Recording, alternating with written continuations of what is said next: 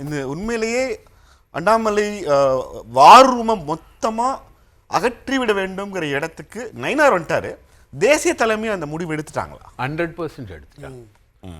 நீங்கள் எல்லாரும் சொல்கிறதோட விஷயங்கள் எல்லாமே நீங்கள் கேட்ட ஒரு கேள்வி தான். அமித்ஷா அண்ணாமலைக்கு சீட்டு கொடுக்கணும்னு முடிவு பண்ணால் அதை தடுக்கிற சக்தி இந்த உலகத்தில் யாருக்கும் கிடையாது.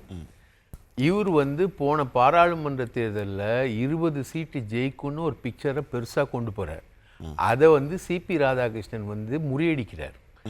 முறியடிச்சுட்டு அவர் சொல்கிறத நீங்கள் நம்பாதீங்க அப்படின்னு சொல்லிட்டு அவரும் வெங்கையா நாயுடு சேர்ந்து தான் சந்திரபாபு நாயுடுவோட ஒரு பேக்டுக்கு போகிறாங்க. அங்கே தான் அவங்களுக்கு 20+ கிடைக்குது ஆந்திராவில்.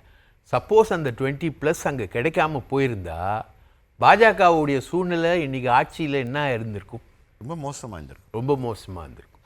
ஸோ இந்த பிட்ரேயில் இருக்கல மோடியும் அமித்ஷாவும் நம்புறாங்க. பார்த்தா ஒருவேளை இந்த 20 வச்சு தான் பாஜக பெரும்பான்மையை அங்கே கிராஸ் பண்ணுற பிளானில் இருந்திருப்பாங்க போலே. ஆமாம், இவங்க அண்ணாமலை 10 இவர் ஜெயிப்பார், முன்னொரு 10 கூட்டணி கட்சிகள்லாம் ஜெயிக்கும் சேர்த்து 20ன்ற ஒரு பிக்சரை ஆல் இண்டியா லெவலில் கொடுத்து நம்பிட்டாங்க. அவங்க நம்ம ஜெயிக்கிறோன்றது சிபிஆர் கிட்ட மோடி சொன்ன விஷயம்.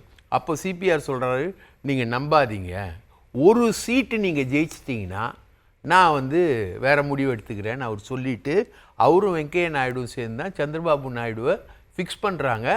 அங்கே ஒரு 20+ வருது அவங்களுக்கு.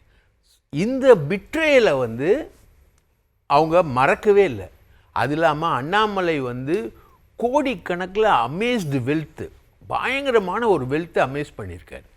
அந்த வெல்த்தோட பேக்ரவுண்ட் டீட்டெயில் எல்லாமே இன்கம் டேக்ஸ் ரெய்டு வச்சு, அண்ணாமலையுடைய மச்சான் வீட்டில் ரெய்டு வச்சு, அவரோட செங்கல் குவாரி எல்லாம் ரெய்டு வச்சு, நிர்மலா சீதாராமன் அண்ணாமலைக்கு ஒரு ஸ்ட்ரெயிட் ஆன்டியான ஒரு ஆள், அவங்க ஃபுல் பிக்சர் கொடுத்துட்டாங்க.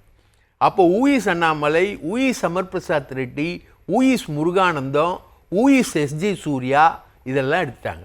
நீங்கள் பாருங்கள், இந்த லிஸ்ட்டில் யாருக்குமே சீட் இருக்காது. காடேஸ்வர சுப்பிரமணியத்தோடைய மகனுக்கு திருப்பூர் தெற்கில் சீட்டு கொடுக்குறாங்க இந்து முன்னணி. அவர் கோட்சேயோடைய படத்தை ப்ரைஸ் பண்ணவர், அவருக்கு கொடுக்குறாங்க சீட்டு. ஆனால் முருகானந்தத்துக்கு அங்கே சீட்டு கிடையாது. அமர் பிரசாத் ரெட்டிக்கு தளியில் சீட்டு கிடையாது. எஸ்ஜி சூர்யாவுக்கு மயிலாப்பூரில் சீட்டு கிடையாது. ரைட்டுங்களா?